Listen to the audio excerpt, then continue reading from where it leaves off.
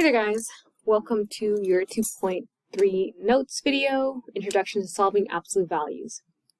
So in 2.1 and 2.2 we talked about absolute values and the way they can be graphed, so in particular to transformation functions, and so going up, down, left, right, reflecting across the x-axis, having a vertical stretch or a vertical compression. In this lesson we will be learning how to solve absolute value equations. It's very similar to solving you've done in the past, so such as things as x plus 1 equals 9. There's just one extra step. So first we're going to start with absolute value. The absolute value of a real number x, so with our parent function of just absolute value of x, is the measure of its distance from 0 on a number line. Now this is important. This is the whole fundamental idea of absolute values. Now given that the absolute value of x equals 5, what this is really saying is that the distance from 0 should be 5. Now the first part of it makes sense. You can say, okay, well, I know 5 to 0 will give me a distance of 5. That makes sense. But 0 to negative 5 will also give you a distance of 5.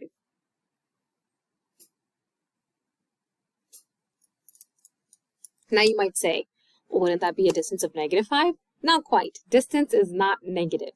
You can kind of think of it as a GPS. If I have two friends who live here and a third friend here, friend A, if they use a GPS, will tell them they're 5 miles away. Friend C might use a GPS and tell them they're 5 miles away. The GPS will not say, hey, you're negative 5 miles away and you're 5 miles away. Distance is measured only in positives. You can't have negative miles, negative feet, or negative units when you're talking about distance. Which means that for absolute value functions, we're usually going to have two answers. And this is what the first part of the notes is going to show us. So just as we saw in our number line, the absolute value of x is 5. So the distance from 0 to 5 is 5, but so is the distance from negative 5 to 5. So you'll keep your same answer and your opposite answer. So in this case, the absolute value of x should be 7, so the distance from 0 should be 7. Well, that's 7 and negative 7. And then for this one, 25 and negative 25. Both have a distance of 25 measuring from 0. So 0 to 25 is a distance of 25. Negative 25 to 0 is a distance of negative 25. Now we can look at these and say, okay, the distance from x should be 100. So that's 100 and negative 100. And the distance from x should be 2. So that's 2 and negative 2. But there's something going on up here. It tells me the absolute value of x is equal to negative 2. And this is no solution. Well, we have to think about why it's no solution. So keep in mind what absolute value bars do.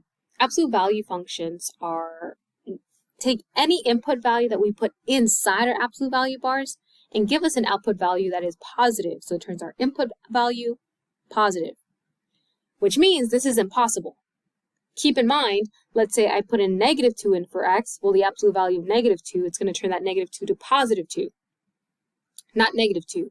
If I put a positive 2 in here, the absolute value of positive 2 will stay positive.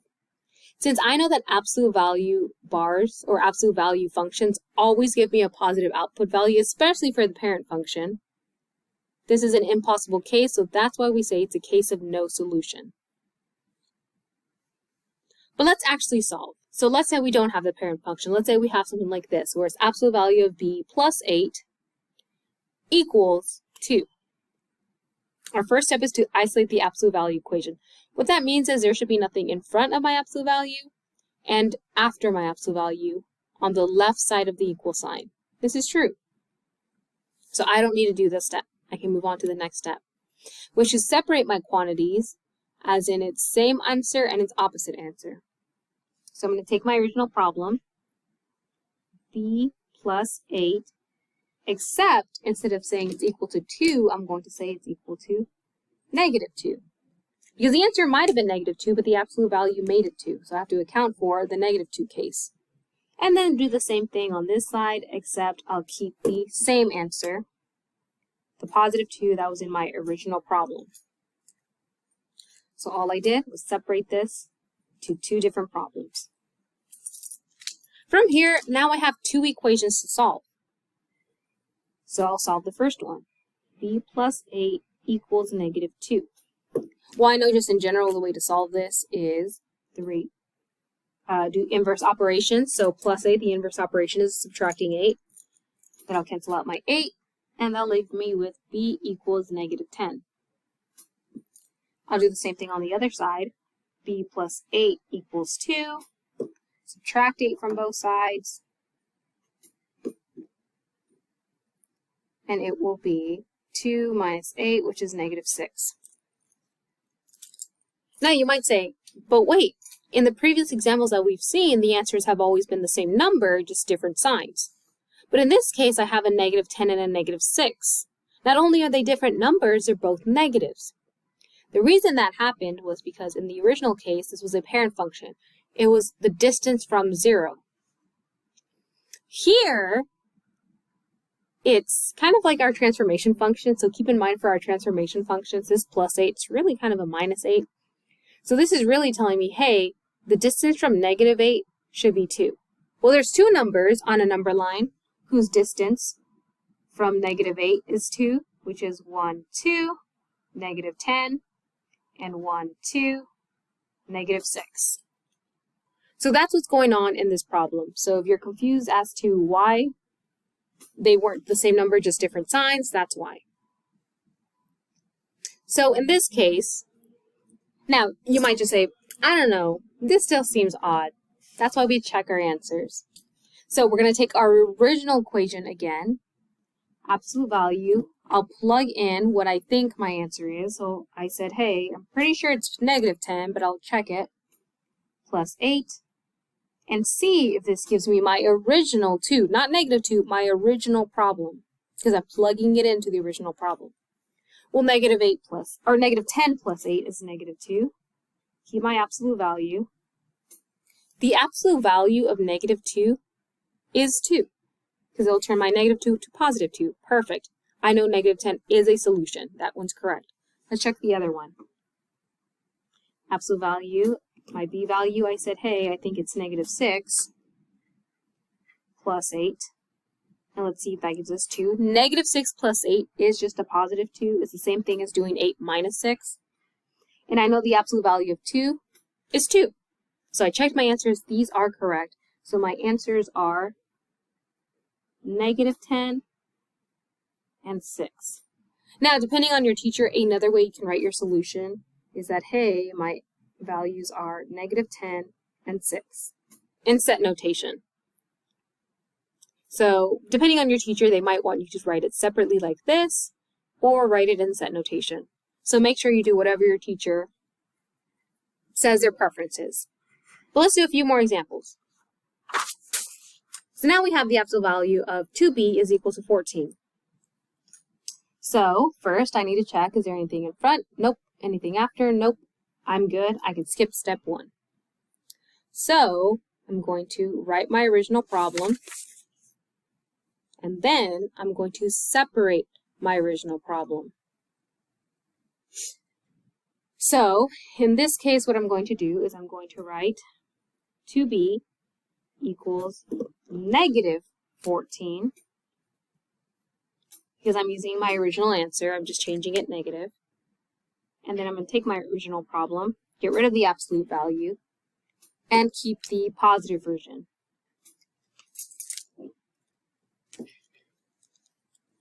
So I can see, okay, let's solve. 2b is equal to negative 14. Well, I know to solve this, I can divide both sides by 2. Get b equals negative 7. Do the same thing here. To get b by itself, I'll divide both sides by 2. And I get positive 7. And you might say, okay, well, why do now I get the same answer but different signs?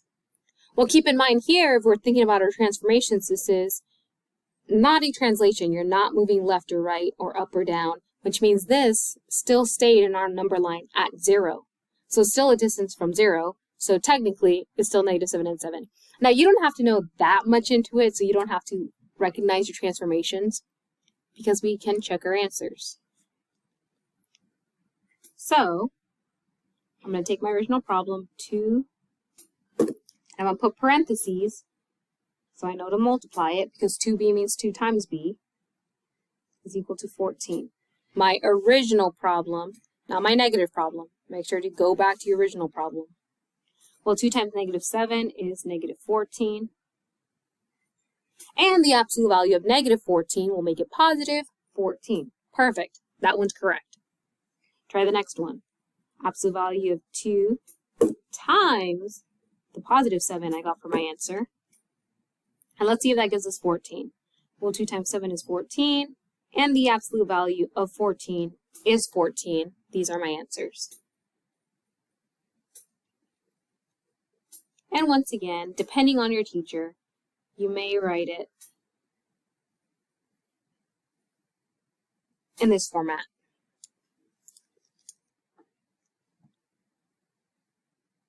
So, our next example, check to see if it's by itself. I can notice that yes, there's nothing outside of these absolute value bars on the left side, so I can skip step 1 and go straight to step 2. So, I'm going to get rid of my absolute value bars, take my original number, make it negative, get rid of my absolute value bar, take my original number, and keep it positive. So, x over 6 equals negative 3. Over 6 or divide by 6 is the same idea as multiplying by 6. So what I'm going to do is I'm going to multiply by 6. A multiply by 6 and a divide by 6 will cancel out. What I do to one side, I must do to the other. So that leaves me with x equals negative 18. Okay, we'll check it in a second. X over 6 equals positive 3. Still the same idea as before. This divide by 6 get canceled out with a multiply by 6. And what I do to one side, I must do to the other. So x equals positive 18. Let's check my answer. So my original problem was absolute value of x. In this case, I'm saying it's negative 18 over 8 equals 3. So I just took my original problem and just replaced the x with the answer I got in the first case.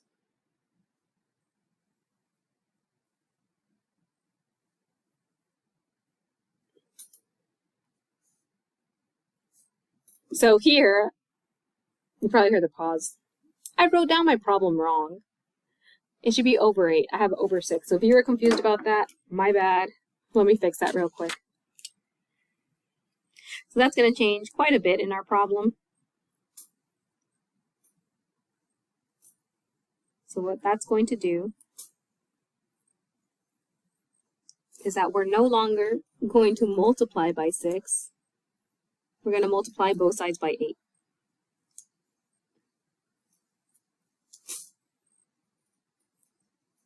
There we go. There we go. Good as new. You can't even tell. Oh. I need better whiteout. Okay. Once more. Over 8, which means it's times 8, times 8. Oh, this changes. Negative 3 times 8 is 24. Negative 24, which means negative 24 is what we put in here. And then 3 times 8 is positive 24. Sorry about that. Hopefully you weren't writing in pen. 24, negative 24 divided by 8 is negative 3. And it is true the absolute value of negative 3 is positive 3. We get here absolute value of 24 over 8. This should give us 3. 24 divided by 8 is 3. Absolute value of 3 is 3. So our answers are negative 24 and positive 24. Or, depending on how your teacher likes to write it, negative 24 or positive 24. All right, a few more examples.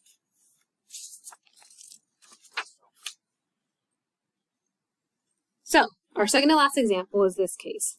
Now, in this case, I see my absolute value bars. There's something going outside or going on outside those absolute value bars, which means I have to solve for this.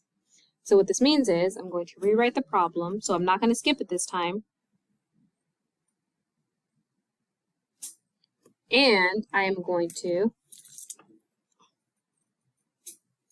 use subtraction. I'm going to subtract by 3. Still, what I do to one side, I must do to the other. Subtract by 3. Which leaves me with the absolute value of a minus 3. 4 minus 3 is 1. Now there's nothing outside my absolute value bars. Besides the equals 1, but that doesn't count. So now I can begin separating it. So this is what step 1 is referencing to. This is what we have to do first. If it's not already just absolute value bars and equals. If it's something plus absolute value bars and equals, you got to get rid of that first. So my problem is get rid of the absolute value bars. A minus 3 equals negative 1, because remember, now my answer is 1, so I'm going to make it negative 1. And then a minus 3 is equal to positive 1. So let's try to solve these. A minus 3 equals negative 1. I can add 3 to both sides, which leaves me with a is equal to negative 1 plus 3 is 2. Or it's the same thing as thinking 3 minus 1. A minus 3 equals positive 1. Add 3 to both sides. And we know that 3 plus 1 is 4. So let's check our answers. Is it 2 and 4? Now when I check my answer, I go back to my original problem. So 3 plus absolute value, instead of a, I'm going to put 2, minus 3 equals 4. 2 minus 3 is negative 1. The absolute value of negative 1 is positive 1.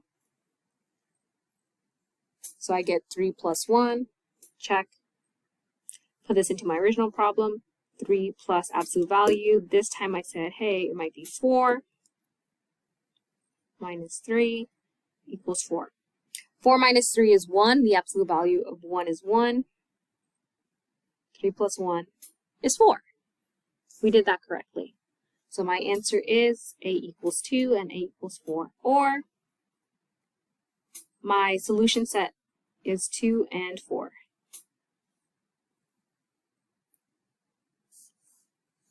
Last problem.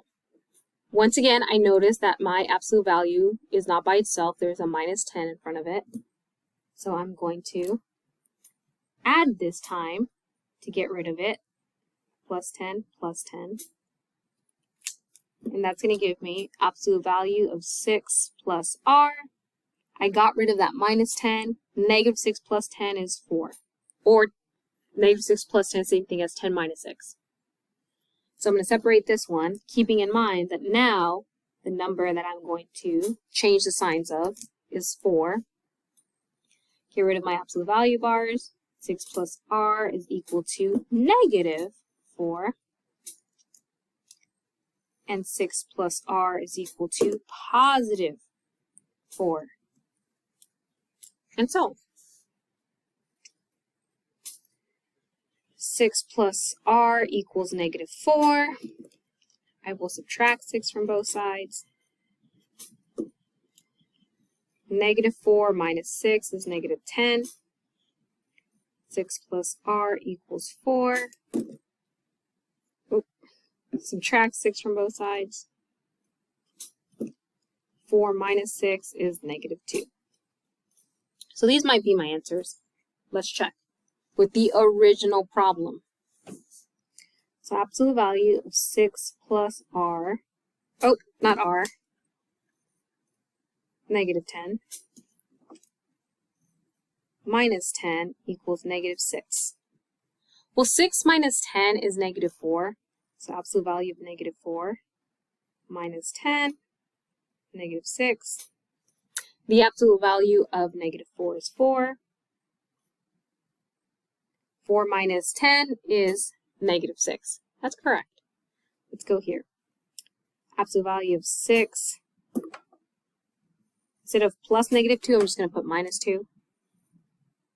Minus 10 equals -6. 6 minus 2 is 4. Minus 10 equals -6. Absolute value of 4 is 4.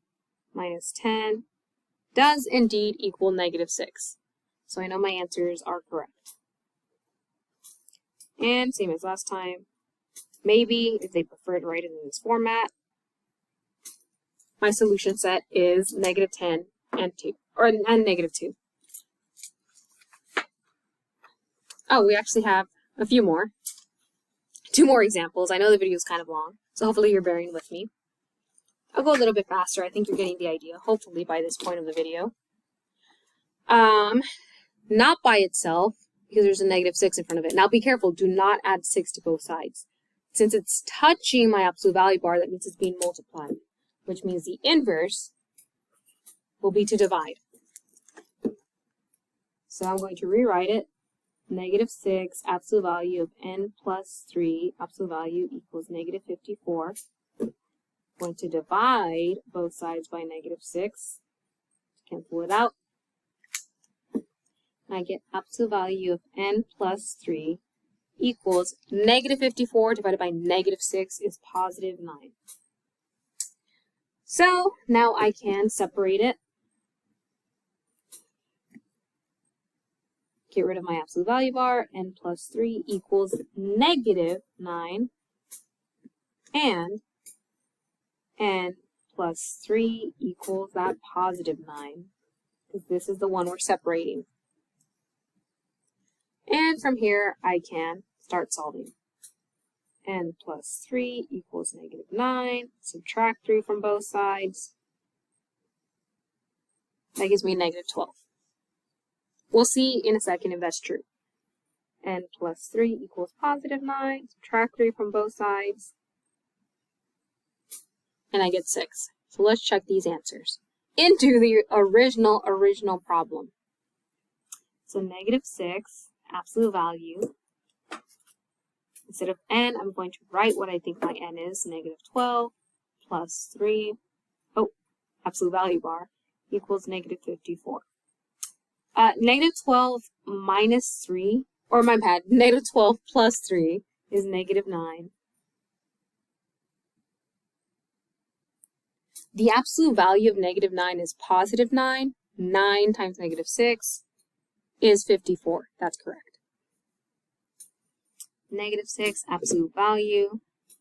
If I said, hey, it might be +6 this time, plus 3 equals -54. 6 plus 3 is +9. -6 times +9, because the absolute value of 9 is +9. So that's true. -6 times +9 is -54. Perfect. Or my solution set is -12, 6. Ooh, those were kind of bad brackets. Now we have our last problem. Have to get it by itself, same idea as last time. So I am going to divide in this case. -7, absolute value of r over 4. Absolute value equals -14. Divide both sides by -7. And get +2. Oh, and my absolute value bars. Oops. Now be careful here. Originally, you might have said, hey, this was the case that we talked about in the beginning of the notes where if my answer is negative, then it's the case of no solutions. But once you've divided both sides by that -7, you get a +2. So we're still good to solve for it. Now, also be careful in this case. You cannot multiply both sides by 4 to get the 4 out of the way yet. You can only cancel out in the beginning before separating things that are outside the absolute value bars. Things that are inside the absolute value bars can only be canceled out after we get rid of the bars and do our two separate problems. So speaking about our two separate problems, I will have a -2 and my original +2. And I will solve both. So r over 4 is equal to -2. I will multiply both sides by 4 to get rid of that divide by 4. And I will get r equals -8. Maybe we'll check in a second. R over 4 equals 2, multiply both sides by 4, and you get +8. So let's check with the original problem. -7, absolute value of -8 over 4 equals -14. -8 divided by 4 is -2. Absolute value of -2 is +2. And -7 times -2, or -7 times +2 is -14. Because negative times positive is negative, and 7 times 4 is 14. Perfect. We know this one's right. Let's try this one. -7 absolute value of 8 divided by 4. Does it give me -14? Well, -7. 8 divided by 4 is 2. Absolute value of 2 is 2. And 7 times -2, or my bad, -7 times +2 is -14. So my solution set is -8 and 8. So that's it for your notes. I know it was kind of long. Mostly, hopefully, you see at this point, you just have to get used to the beginning. From there, it's just regular 2-step or even 1-step solving equation problems. So if you're still struggling, feel free to ask your teacher and come to tutoring if need be. Have a nice day.